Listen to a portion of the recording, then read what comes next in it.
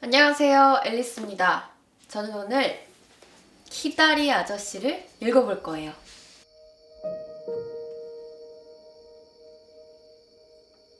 키다리 아저씨, 다 많이들 들어보셨죠? 근데 이 책이 편지글로 대부분 구성되어 있다는 걸 알고 계셨나요? 저는 몰랐어요. 왜냐면 저는 이번에 처음 키다리 아저씨를 읽어봤거든요. 이 책이 두 챕터로 구성되어 있는데 첫 번째 우울한 수요일이라는 부분하고 두 번째 제루시아 에벗 양이 키다리 아저씨 스미스에게 보내는 편지들, 이렇게 두 챕터로 구성되어 있어요. 근데 앞에 첫 번째 챕터는 몇 장 안 돼요. 29쪽까지. 그리고 그 이후는 다 제루시아 에벗 양의 편지로 구성되어 있습니다. 이 책에 대한 리뷰는 제가 또 따로 올려놓겠습니다. 간단하게 배경을 설명해드리면 제루시아 에벗이라는 여자아이가 이제 고아원에서 자랐어요. 그런데 키다리 아저씨의 후원을 받아서 대학을 가게 된 거예요. 그러고 나서 이제 키다리 아저씨에게 지속적으로 편지를 보내는 내용들이 담겨져 있는데 그 중에 첫 번째 편지 부분을 한번 읽어보겠습니다.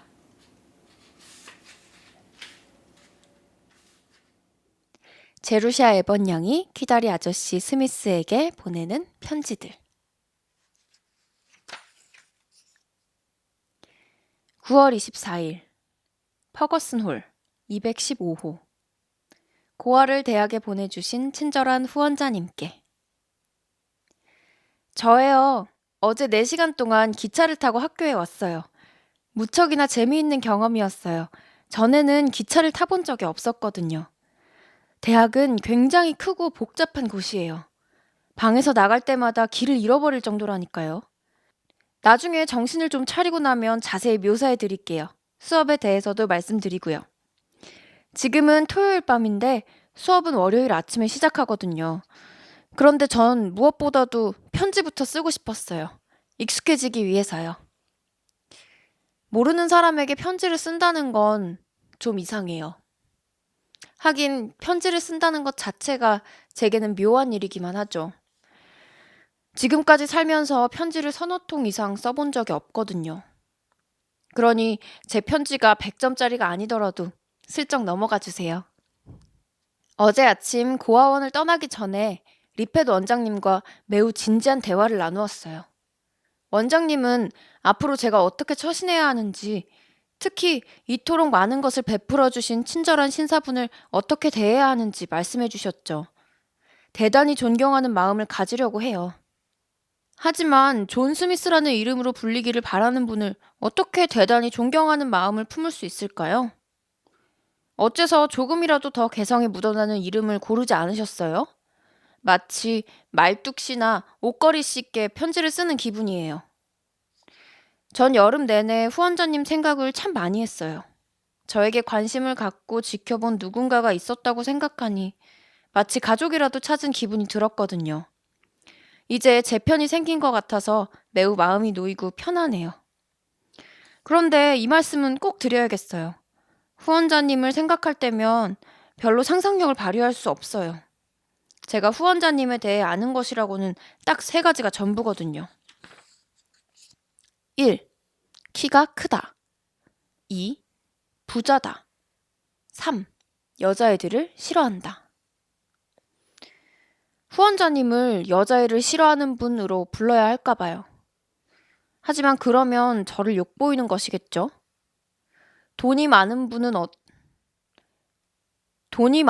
어떨까 생각해봤지만 그러면 후원자님에 대한 모욕이 될 거예요. 후원자님이 돈만 밝히는 사람처럼 여겨질 테니까요. 게다가 부유하다는 건 매우 표면적인 속성이잖아요.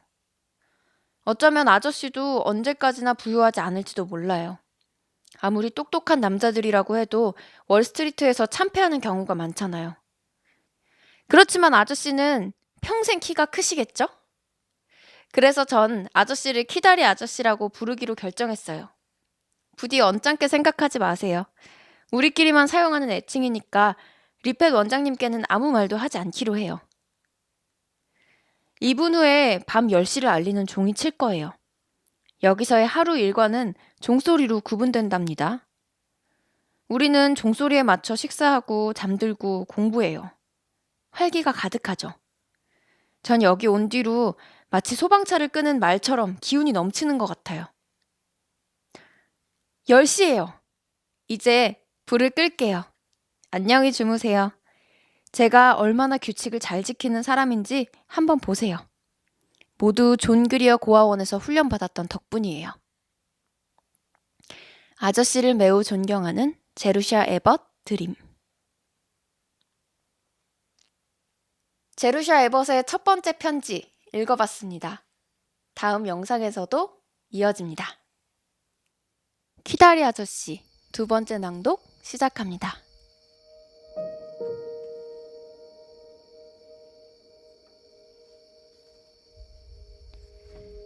크리스마스 방학이 끝나가는 어느 날, 정확히 날짜 모름. 키다리 아저씨께. 아저씨가 계신 곳에도 눈이 내리고 있을까요? 제 기숙사 방에서 보이는 온 세상은 하얀 눈으로 뒤덮였고 팝콘처럼 커다란 눈송이가 펑펑 내리고 있어요. 늦은 오후라 해가 차가운 보랏빛 언덕 너머로 물러나 있고 전 창가 의자에 앉아 하루의 마지막 햇빛에 의지해 이 편지를 쓰고 있어요. 선물로 보내주신 금화 5개를 받고 깜짝 놀랐어요. 전 크리스마스 선물에 익숙하지 않아요. 아저씨께서 지금까지 너무나 많은 것들, 제가 가진 것 전부는 아저씨가 주신 거예요. 너무나 많은 것들을 주셨는데 또 선물을 받을 자격이 있다는 기분이 들지는 않아요. 하지만 이번에도 마음에 쏙 드는 선물이었답니다. 금화로 뭘 샀는지 알려드릴까요? 1. 가죽 상자에 든 은시계. 손목에 차고 다니면 수업에 늦지 않을 수 있을 거예요. 2. 매튜 아놀드 시집. 3. 보온 물병. 4. 무릎 덮개. 기숙사가 춥답니다. 5. 노란 원고지 500장. 곧 작가가 될 거니까요. 6. 유희어 사전. 작가가 되려면 어휘력을 길러야죠. 7. 이 마지막 품목에 대해서는 고백하고 싶지 않지만 그래도 말씀드릴게요. 실크 스타킹 한 켤레. 그러니까 아저씨, 제가 전부 말씀드리지 않았다고 하시면 안 돼요. 꼭 아셔야겠다면 말씀드릴게요. 사실 실크 스타킹을 산 계기는 좀 창피해요. 줄리아 펜들턴이 매일 저녁마다 제 방에 기하학을 공부하러 오는데 꼭 실크 스타킹을 신고 와서는 소파에 다리를 꼬고 앉지 뭐예요. 그런데 두고 보세요. 방학이 끝나고 그 애가 돌아오면 저도 그 애 방으로 가서 실크 스타킹을 신고 다리를 꼬고 앉을 테니까요. 제가 얼마나 형편없는 아이인지 아시겠죠, 아저씨? 그래도 전 최소한 정직해요. 하지만 아저씨께서는 이미 제 고아원 기록을 보셨을 테니 제가 완벽하지 않다는 걸 아시겠죠? 아닌가요? 개괄하자면 영어 선생님은 하나 걸러 한 문장마다 이 표현을 사용하세요. 개괄하자면 7가지나 되는 선물을 주셔서 무척 감사드려요. 전 캘리포니아에 사는 가족들이 상자에 이 선물들을 넣어 보내줬다고 상상하는 중이랍니다. 시계는 아버지가, 깔개는 어머니가, 보온물병은 제가 이렇게 추운 날씨에 감기라도 걸릴까봐 노심초사하는 할머니가, 노란 원고지는 남동생 해리가 보내준 거예요. 이사벨 언니가 실크 스타킹을, 수전 숙모가 매튜 아놀드 시집을, 해리 삼촌이 사전을 선물하셨어요. 삼촌은 초콜릿을 보내겠다고 하셨는데 제가 유희어 사전을 사달라고 고집부렸죠. 이 북적거리는 가족에서 아저씨도 한 역할을 맡는 게 싫지 않으시죠? 이제 제 방학에 관한 이야기를 해드릴까요? 아니면 굳이 학업에 관한 이야기만 궁금하신 거예요? 제가 굳이라는 단어로 표현하고자 하는 미묘한 뜻을 아저씨가 알아주시면 좋겠네요. 제가 최근에 배운 어휘랍니다. 텍사스에서 온 여자애는 리오너라 펜턴이라고 해요. 제루시아만큼이나 재밌는 이름이죠? 전 그 애가 좋지만 그래도 셀리 맥브라이드가 제일 좋아요. 제가 셀리만큼 좋아할 수 있는 사람은 없을 거예요. 아저씨는 빼고요. 제가 가장 좋아하는 사람은 늘 아저씨죠. 아저씨는 제 가족들 전부를 하나로 합친 분이니까요.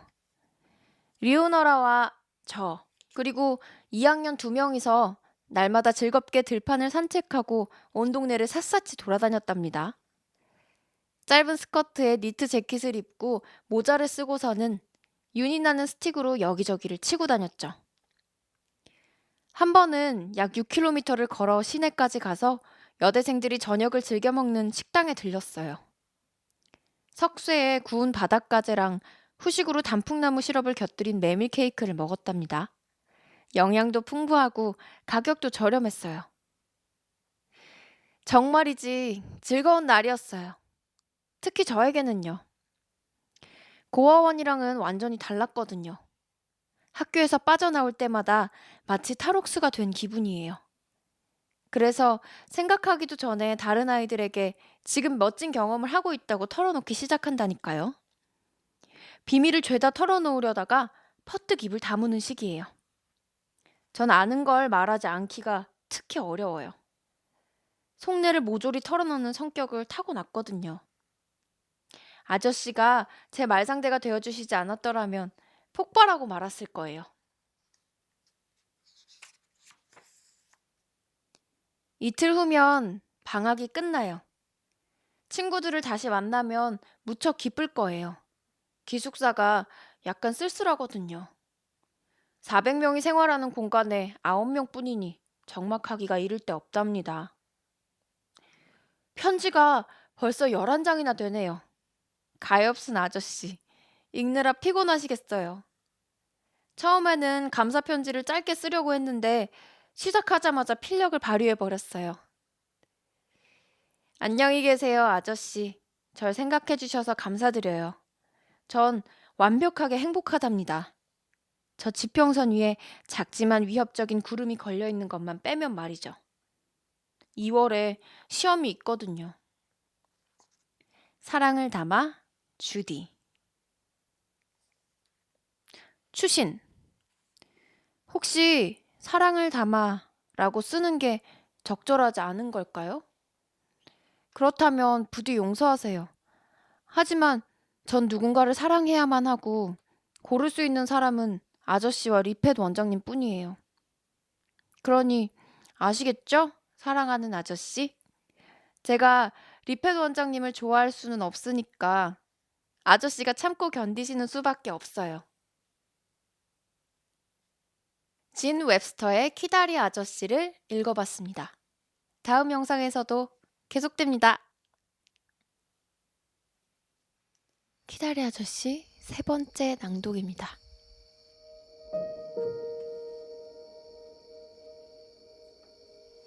이번 이야기는 제루시아 에벗이 키다리 아저씨에게 계속해서 편지를 쓰는데 단 한 통도 답장을 받지 못해요. 그래서 뭐랄까 좀 심통이 났달까 하는 마음으로 쓴 편지 내용이에요. 읽어볼게요. 3월 26일 키다리 스미스 이사님께 선생님께서는 어떤 질문에도 답변을 주시는 법이 없으시고 제가 하는 그 어떤 일에도 조금이나마 관심을 보이지 않으십니다. 선생님은 정남이 떨어지는 이사님들 중에서도 가장 정남이 떨어지는 분이시라 생각됩니다. 선생님께서 절 교육시키는 이유는 마음이 쓰여서가 아니라 의무감에서 해방되고자 하심이겠지요. 전 선생님에 대해 아는 바가 전무합니다. 심지어는 성함조차 알지 못합니다. 실체가 없는 상대에게 편지를 쓴다는 건 의기소침해지는 일이 아닐 수 없습니다. 지금까지는 의혹을 품지 않았지만 선생님께서는 분명 제 편지를 읽지도 않고 쓰레기통에 던지시겠지요. 이제부터는 오직 학업에 대해서만 쓰도록 하겠습니다. 지난주에 라틴어와 기하학 재시험을 치렀음을 알려드립니다. 두 과목 모두 통과했으며 지금은 모든 속박에서 자유로워졌습니다. 내내 건강하십시오. 제루시아 에벗.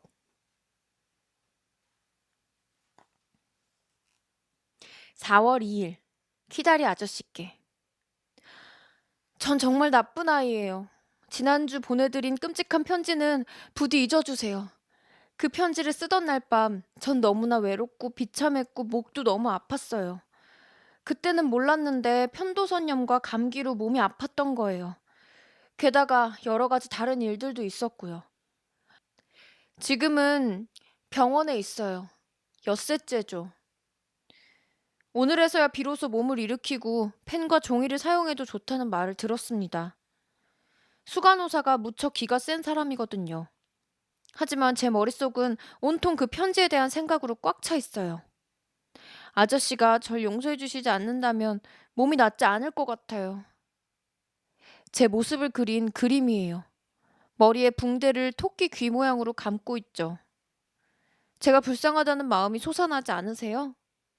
설화선 동맥이 잔뜩 부었어요. 1년 내내 생리학을 공부했는데 설화선 동맥이라는 말은 들어보지도 못했어요. 배움이 다 무슨 소용인지요. 더는 쓸 수가 없어요. 너무 오래 일어나 앉아있으면 몸이 떨리거든요. 무례하고 배은망덕하게 굴었던 절 부디 용서해주세요. 전 가정교육을 제대로 받지 못했잖아요. 아저씨께 사랑을 담아. 주디 에벗.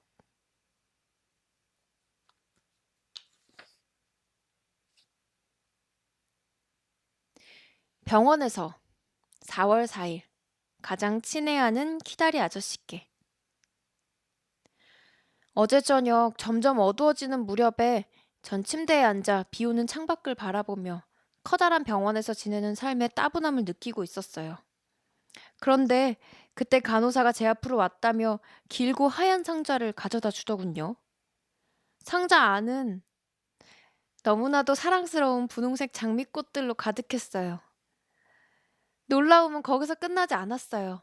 상자 안에는 무척 정중한 문구가 우습게도 뒤로 갈수록 위로 올라가는, 하지만 아주 개성 넘치는 필체로 적힌 카드가 동봉되어 있었죠. 감사해요, 아저씨. 1000번이나 감사드려요. 아저씨가 보내주신 꽃은 제가 살면서 처음으로 받아본 진정하고 진실한 선물이랍니다. 제가 얼마나 아기처럼 굴었는지 알려드릴까요? 행복을 주체하지 못하고 쓰러져서 펑펑 울어버렸어요. 이제 아저씨가 제 편지를 읽으신다는 걸 알았으니 더 재미있는 편지를 쓰도록 할게요. 아저씨가 빨간 리본으로 묶어 금고에 보관할 만한 편지를요. 그 끔찍한 편지만 꺼내서 태워주시길 부탁드려요. 아저씨가 그걸 또 읽으신다는 생각만 해도 몸서리가 쳐져요. 아프고 짜증만 내는 불쌍한 신입생에게 다시 활기를 불어넣어 주셔서 감사드려요. 아마 아저씨께는 사랑하는 가족과 친구들이 많이 있겠죠? 그래서 저는 잘 아는 혼자라는 기분을 잘 모르실 수도 있어요. 안녕히 계세요. 다시는 그렇게 못되게 굴지 않겠다고 약속할게요. 이제 아저씨가 진짜 사람이라는 걸 아니까요. 또 이런저런 질문들로 귀찮게 해드리지 않겠다는 약속도 할게요. 그런데 아직도 여자애들을 싫어하시나요? 아저씨의 영원한 주디.